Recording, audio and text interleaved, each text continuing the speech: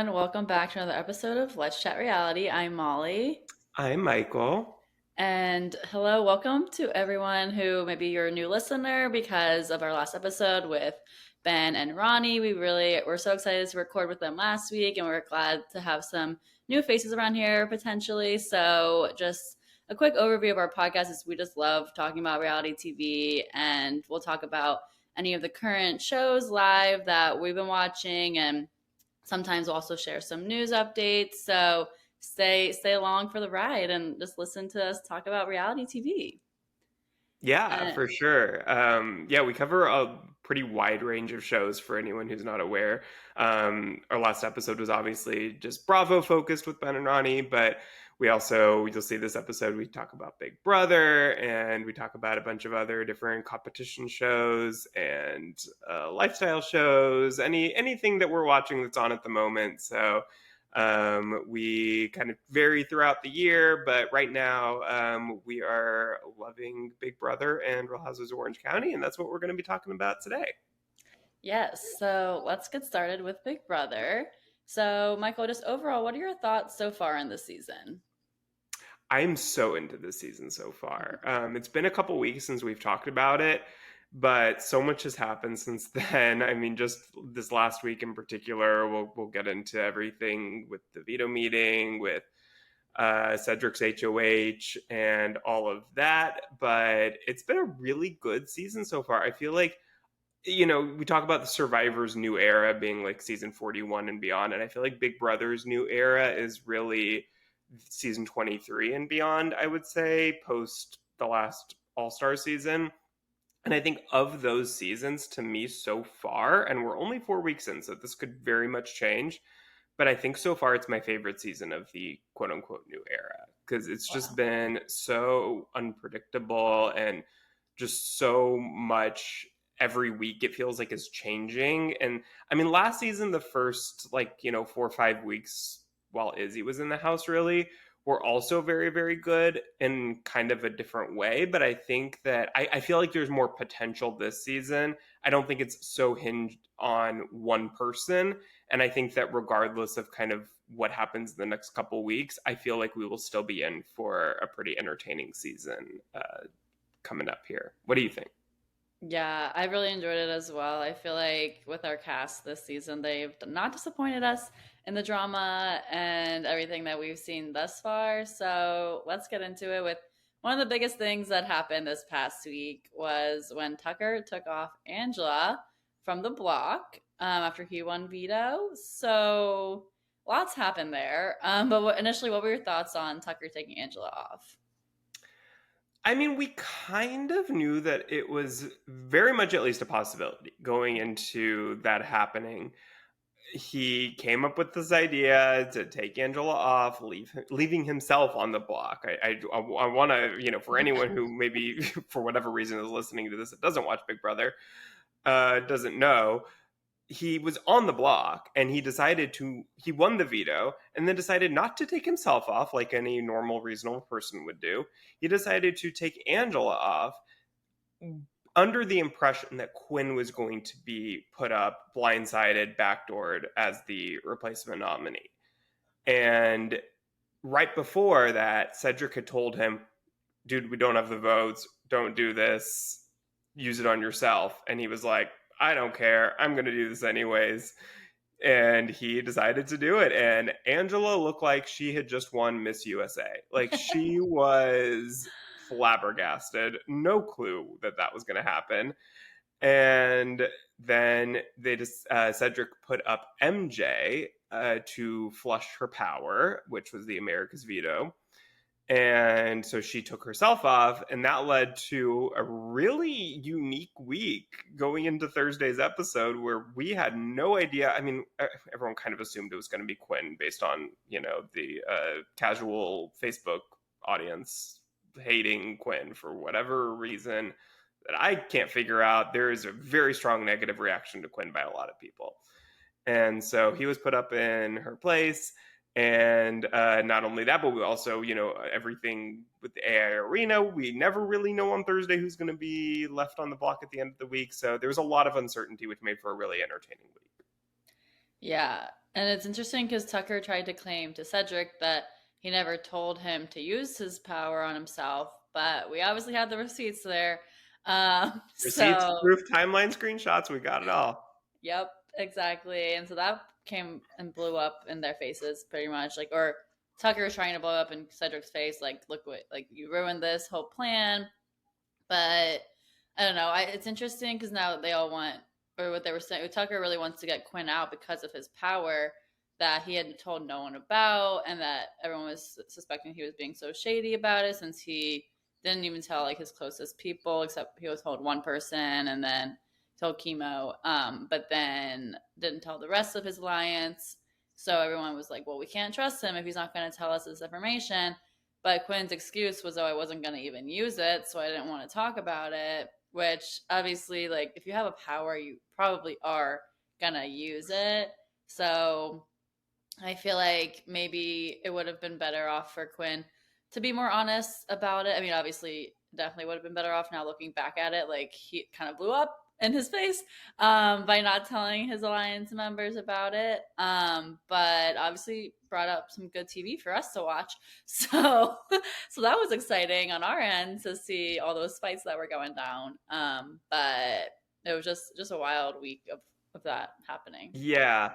No, I think like it's one of those things where you either have to tell nobody, which is the preferred method, I think, when you have a power like this. Tell nobody until, I mean, I think at a certain point, if you know that you are going to use it, then maybe right before you maybe tell like one or two people, like you really like your closest allies, then maybe you do that so that you can kind of bounce ideas off of somebody else's, like, who are we going to use this to get out, how are we going to go about this, what's the game plan, like, then at that point, maybe like a few weeks in, once you really kind of know who you can trust, then maybe you tell them.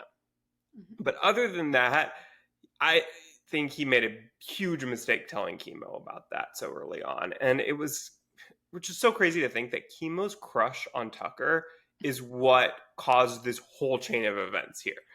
That he just couldn't lie to Tucker. And it's so crazy because it's not like they had this close relationship before that. Like, no reason to fully trust him like that.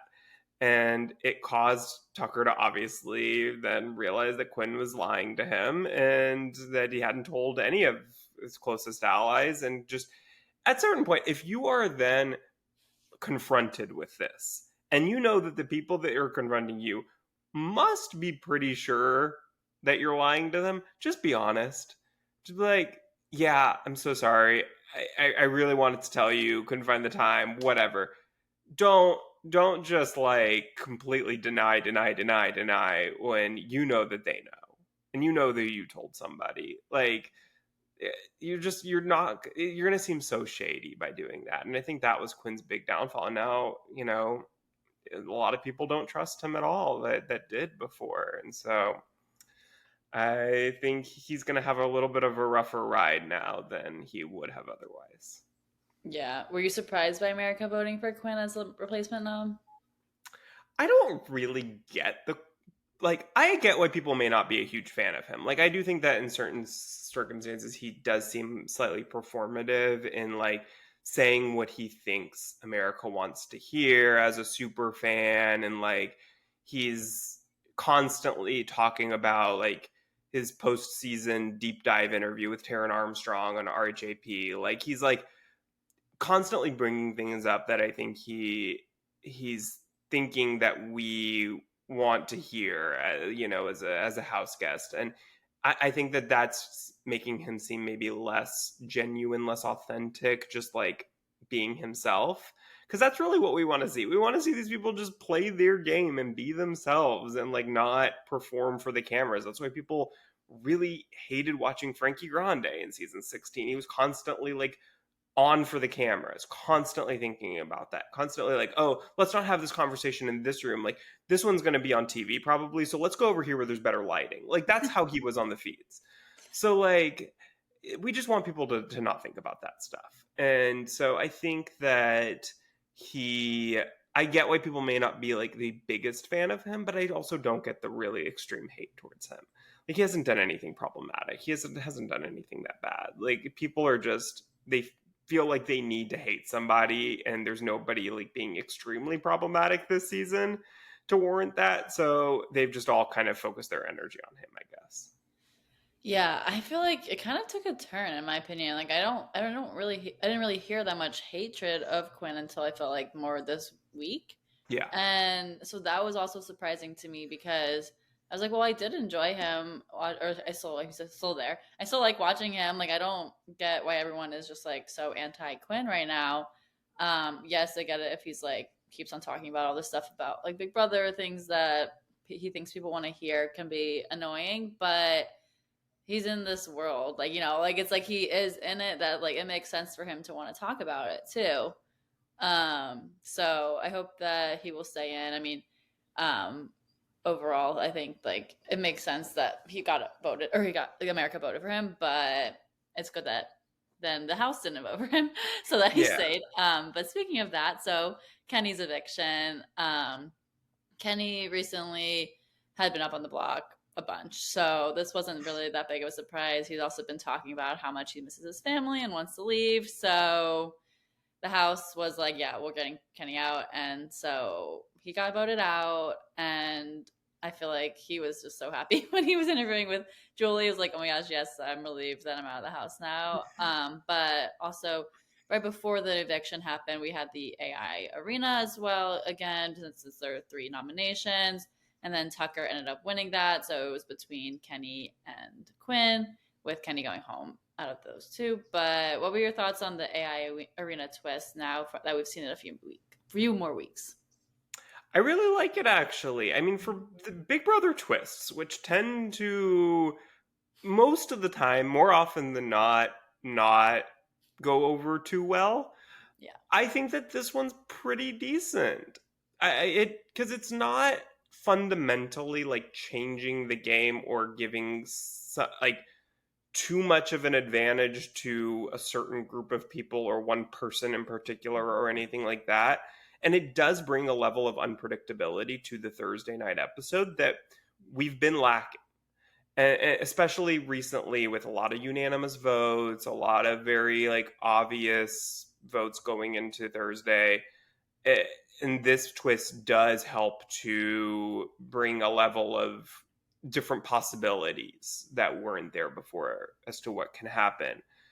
I think the only negative to it is that I think number one, it really does benefit like competition, like more physical players. Now, the AI arena comps haven't all been physical. I think for the most part, the competitions this season in general have been a lot better and being a lot more equitable.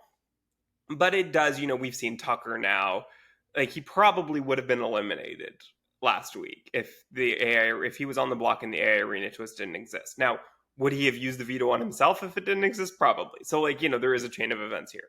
But it overall, I think that it's a pretty good. Oh, and sorry, I forgot the other thing I was going to say.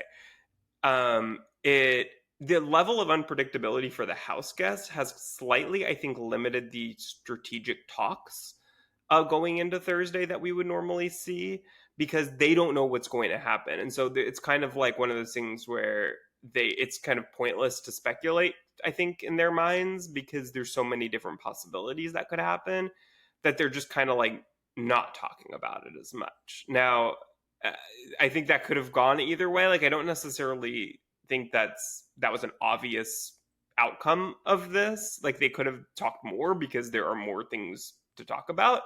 So I think that it's maybe just this house that kind of is going in that direction, but it has, I think, slightly hindered the amount of strategy talks we hear between like after the veto meeting and Thursday.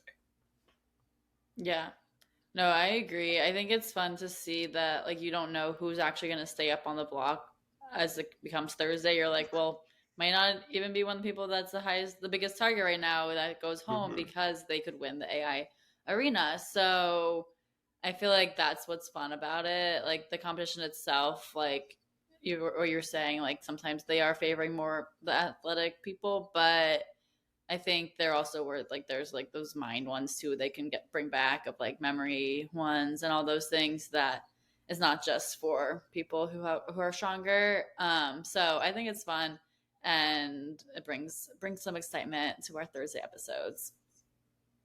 Yeah. But speaking of moving on to HOH stuff, well, do you think Cedric's HOH was successful overall from the past week, or what were your thoughts on it? I would say it was not a complete failure, but it definitely could have gone better for him. I think everything that happened with Tucker, he created an enemy out of his HOH week that he didn't have before, so that's never good, especially when your enemy is the competition beast of the season. But I would say I really did like how he handled the whole fallout of that happening. I think him calling the house meeting was a great way of handling it, actually, because Yeah. he kind of just like let other people talk. He didn't like, call it and then it was the center of attention. He just kind of like was, okay, everybody needs to get on the same page here. And I think that he handled it really well. And he kind of had talks with everybody afterwards and kind of smoothed things over. And I think that overall, with the sequence of events, I would say it was, about as good as you could handle that once everything blew up. Yeah, for sure. I mean, also, well, MJ was saying that he also made an enemy out of her because he put her up when he said that he wouldn't have, and because then she had to use her power. So, not looking great for his allies or people who trust him right now. Mm-hmm. But I do think overall, like, he did a decent job of HOH. Yeah. Well, speaking of HOH again, let's talk about this week's HOH, which is Angela. But then Quinn is used his deepfake HOH power, as we all knew about. So it was kind of expected that whoever was winning this week wasn't really going to be the HOH. So what are your thoughts on Quinn nominating Cedric, Tucker, and MJ? I I mean, it's the predictable nominations. I mean, Cedric volunteered, which I don't know. I mean, that's another kind of trope this season that everybody's volunteering for the block and feels like they need to be on the block to like be a team player or something. I don't know. It's a weird trend that future house guests just don't volunteer to be on the block. You never know what's going to happen. You never know when the house is going to turn on you and you think you might win a certain competition and then it's a pretty, random competition that your physical strength isn't going to be useful for. So just don't do it. It's okay. You don't need to be on the block. There's a lot of people who are not on the block until very very late into the game, and when they don't have many other options, and do just fine and end up winning the season. So that's not a necessary thing to do.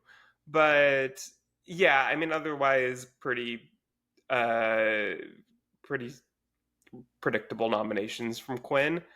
And I just so we're recording this before we have seen Sunday night's episode, which obviously we know what's going to happen. But I am just very curious to see what competition it is that Angela won as True. HOH, because I'm curious to see like is this something where a lot of people weren't trying to win potentially and kind of threw it, or whether it was something that another very equitable comp that Angela was just able to win outright. And I hope it's that, because I think that this will prove exactly what we've been saying for many many seasons now about if you have fewer physical competitions, you're going to get a much more wide array of winners that can be in power that last season would never have been in power.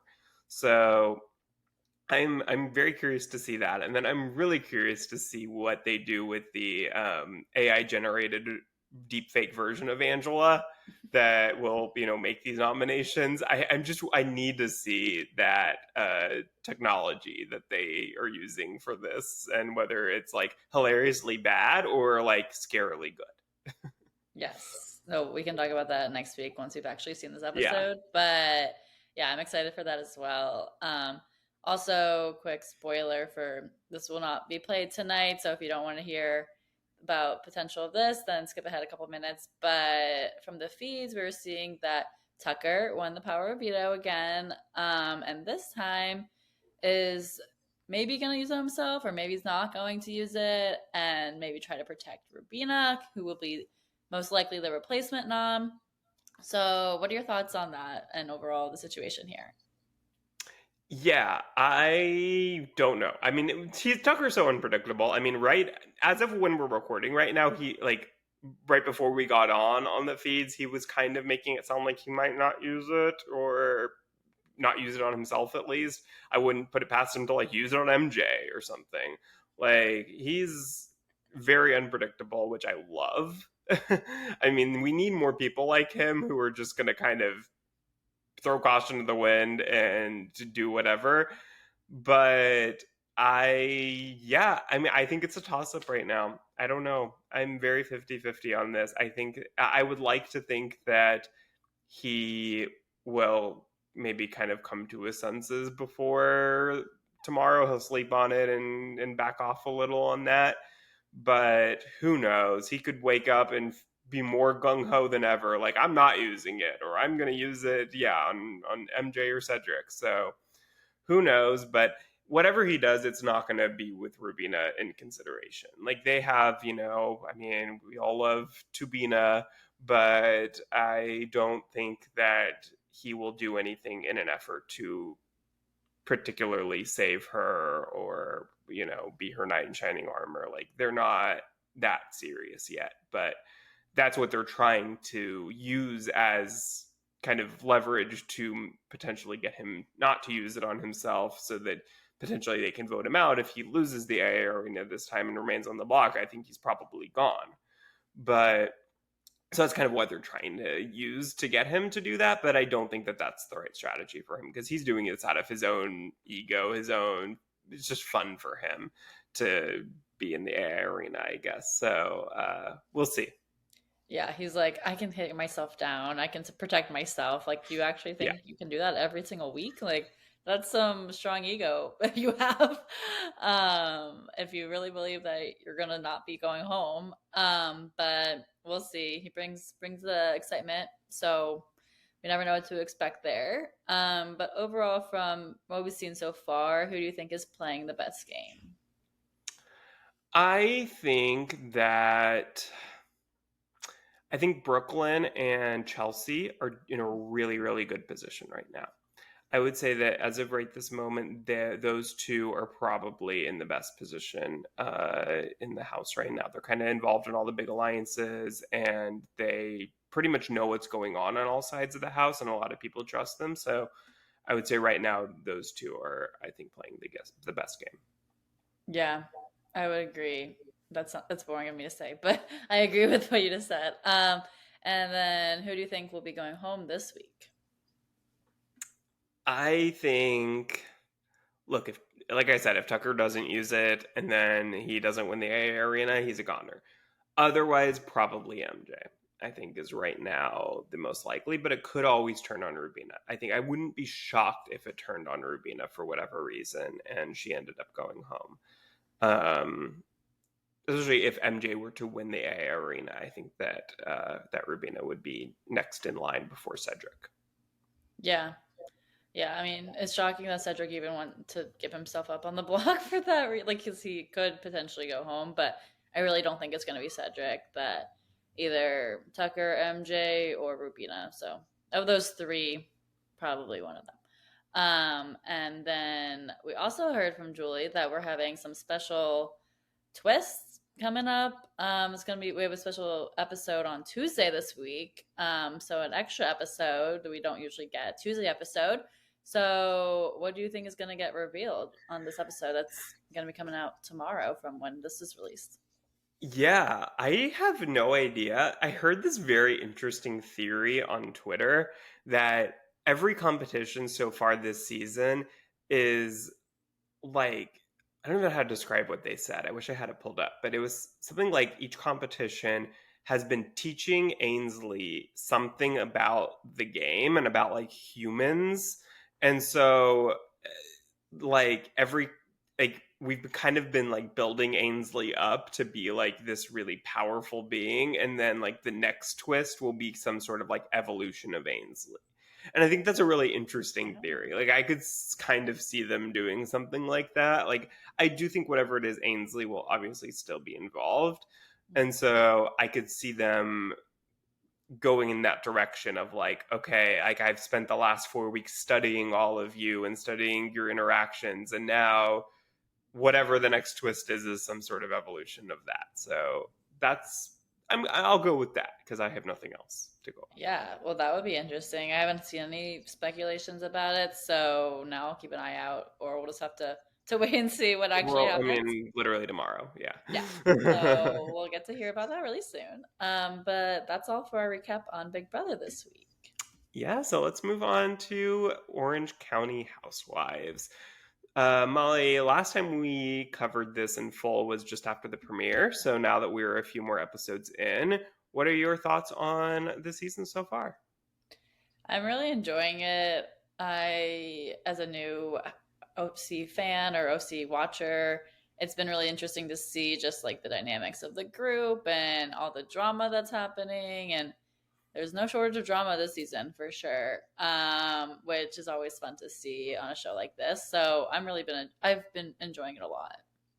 Yeah, it's been a really good season. I mean, every episode I feel like has had a lot going on and a lot some big moment. Like I love when we get a lot of group scenes in a season, and this season we really have been getting a lot of that because some seasons the cast is so divided where it's like you never get the full cast together almost, and you just kind of have them in different factions, different groups. And this season it's been a lot of the full group or almost the full group together, and so I've really been enjoying that. I think that it's been really firing on all cylinders, I would say, this season. But one of the big conflicts that we've had lately here is Heather versus Katie, our new housewife. And Katie accused Heather of staging the paparazzi photos that we saw last season was a point of contention when they were at Disneyland. And the group was accusing Heather of staging those photos, which she denied. And then Katie comes in this season saying she has proof that that was a lie, that Heather was staging the paparazzi photos, that she called them herself.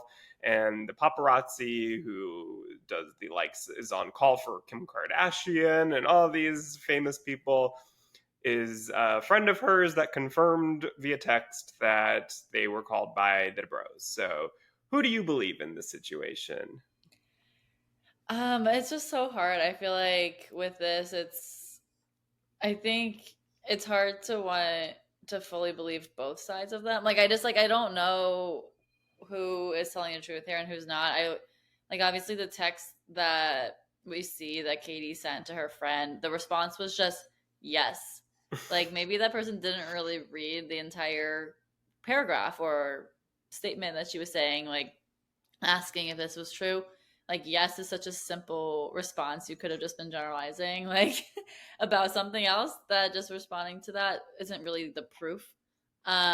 So Katie claiming that's the proof she has, like I feel like that's a little bit of a stretch. And then with Heather, obviously, like I don't know if she would really lie about that too. Like maybe yes, she does like having the fame and like her conversation with her husband about it. He was like, "Well, can we get the paparazzis? Like, I want them. Like, Yeah. like if we had someone's number, like that's what made me think. But maybe they like planned that. Like that's why I'm like maybe Heather told him to say that so that it didn't seem like they were doing it. So I don't really know whose side to really choose here. But obviously it doesn't seem like great for Katie if she's having this kind of drama with Heather, who's one of the most influential people in this group. And that's not really great if that's like her dynamic with Heather throughout the season or overall just in the future if they're not going to become friends. Like that doesn't really give us much if like they're fighting already. Like that's not really that great for the dynamic for sure, but it brings the drama, so that's fun to watch. Yeah, I'm kind of two minds on this because on one hand, I mean, first of all, like Katie has no stake in this. Like, why does she care? first of all. Like, this doesn't matter at all to Katie's life. Like, Heather was not accusing Katie of anything. Like, there was no lead up to this to where Katie should be involved. Second, I think it's very possible. I mean, like you said, Katie, first of all, could have like had changed and like texted anyone to Mm-hmm. do this. Like, we don't know that that is really the person that she's texting. She could change the name in her phone to whoever, or like, anything could have happened there. Or she could have called this person and said, like, I'm going to text you this, just respond yes. Like, I feel like there's so many possibilities there. Also, it could be a technicality on Heather's part to where she swore in her children's lives. Like, I really don't think that Heather directly asked the paparazzi to come. I believe her that. Is it possible that it was someone in her camp that did it, or Terry even? Like, there is a possibility that it's a technicality that she's getting off on, where it's like she knew it was going to happen, but it wasn't her directly that called them, type of thing. I don't know. I think it could go either way, but I think the bottom line is that I just don't care. Like, they're not accusing her of anything that's like makes her a terrible person, or like anything that Katie or any of the other women are like directly that she did to any one of them. So it's just like, I just don't care. Like, I feel like it's just stupid. And it's like Katie felt like she needed a way to get involved in the group and involved in the drama right away.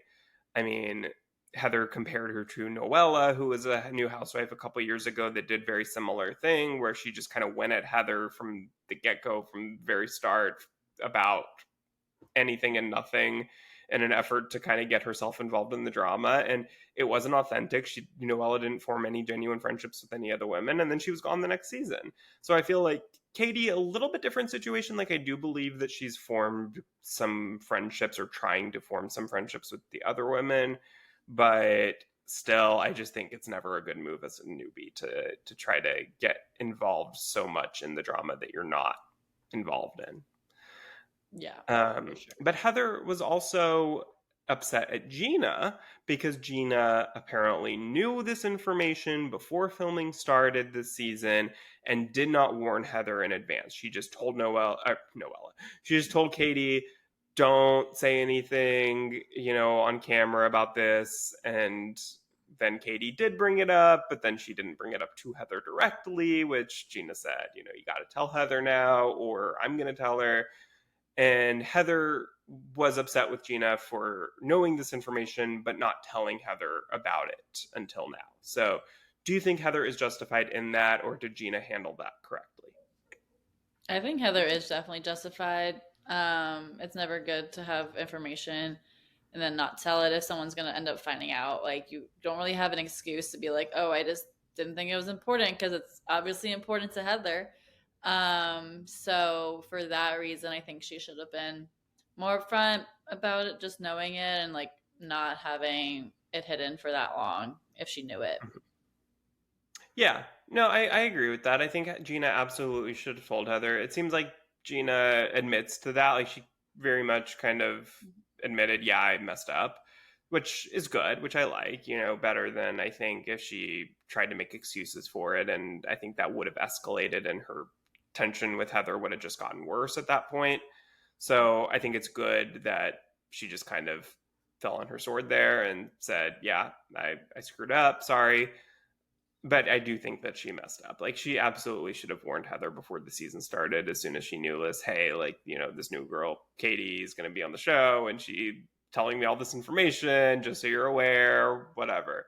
But I think Gina was probably in that moment thinking, oh, this will be, if it does get brought up, it'll be great to see, to have Heather be blindsided by it, rather than coming in and having her explanation ready. She can, I think that she was thinking about the show in that regard, which, I guess, look, it's her job. So I mean, I guess on the other hand, the producers were probably happy that she didn't tell Heather.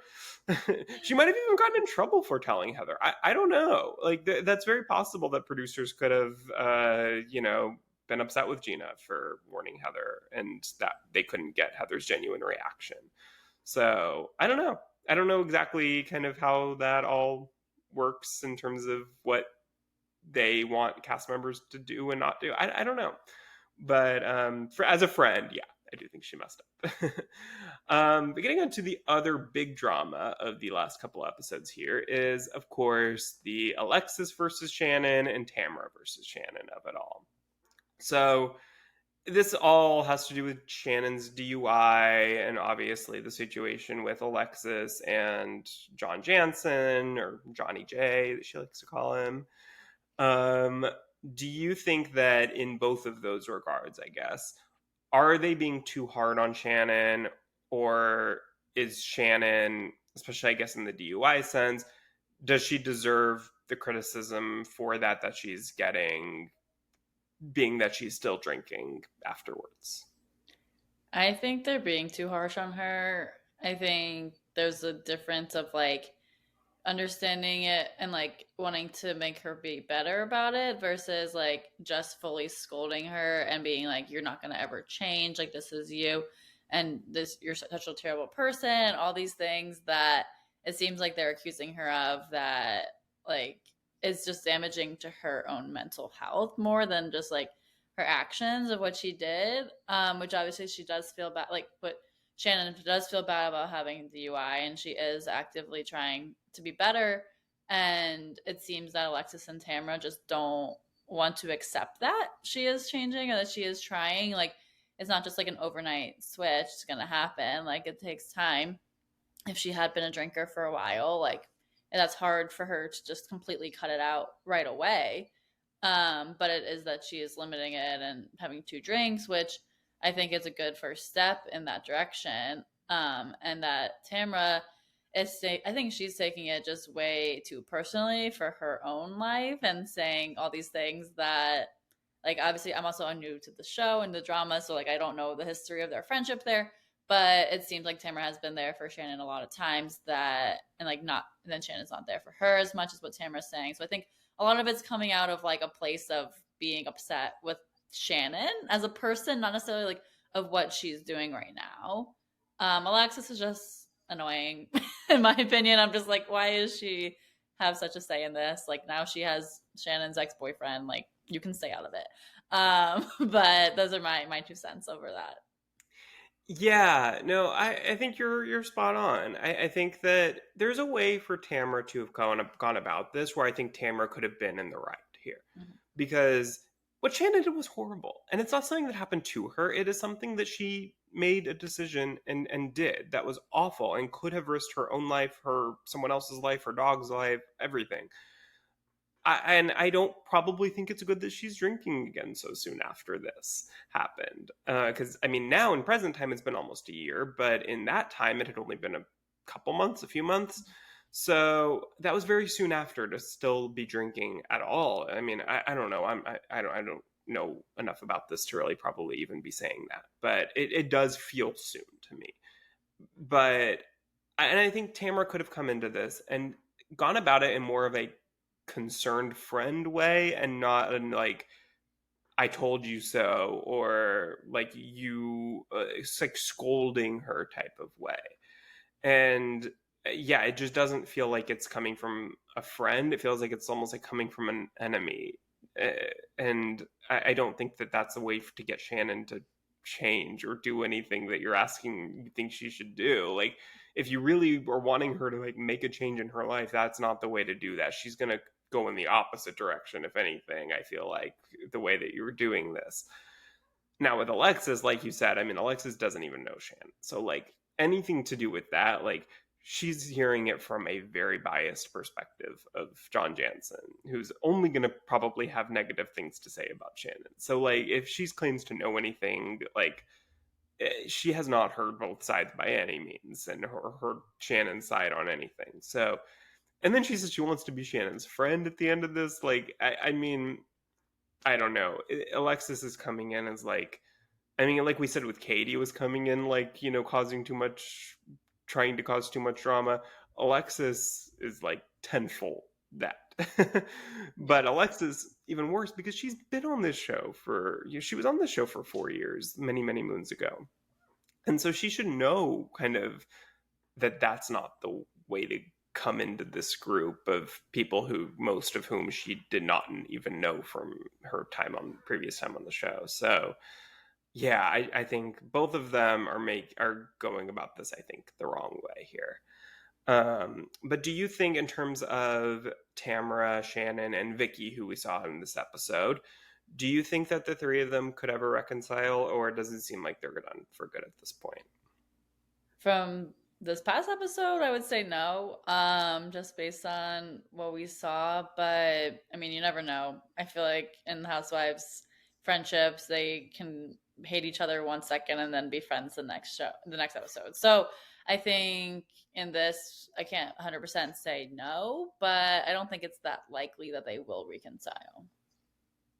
Yeah, I think that it's going to take time. I do think that at some point here, like, I kind of have this vision that in like 3-4 years, if especially if like one or two of them maybe are off the show for a while at that point, like I could see that, like, one of them posting a picture of the three of them together and the internet just like exploding because it's like, oh my god, I can't believe all three of them are back together now. Like, I feel like if all three of them are on the show, there's always going to be two of them that are close and one that's on the outs, and that changes. Like a couple of years ago, it was Tamara and Vicky were close and Shannon was on the outs, and then, like, for a time, Tamara was on the outs and Shannon and Vicky were super close. Like, it's very fluctuating, but I think that if the three of them are on, they're never going to fully be back together because it's just there's too much outside noise tearing them apart. So I think it would take probably two of them, I would say, being off the show for there to be any possibility of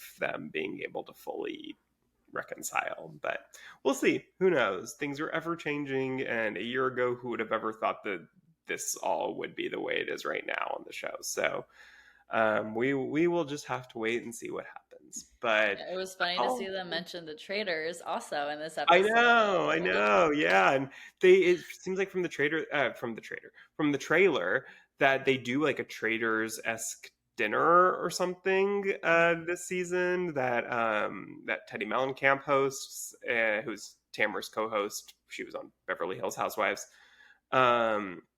And so she hosts like a traders themed event this season that I'm excited to see. That seems like that could be very fun as we wait for season 3 of the Traders that should start likely in January. So excited for that, of course. But thank you guys so much for listening. That's all we have for you this week. We will be back next week for more of both of these two shows, and the Challenge 40 will be starting this week. So we will be covering the premiere episode of that next week as well. So looking forward to that. And thank you guys so much for listening. Be sure to follow us at Let's Chat Reality on all social media, and subscribe wherever you get your podcasts. So we will chat with you guys next week. Bye, everyone.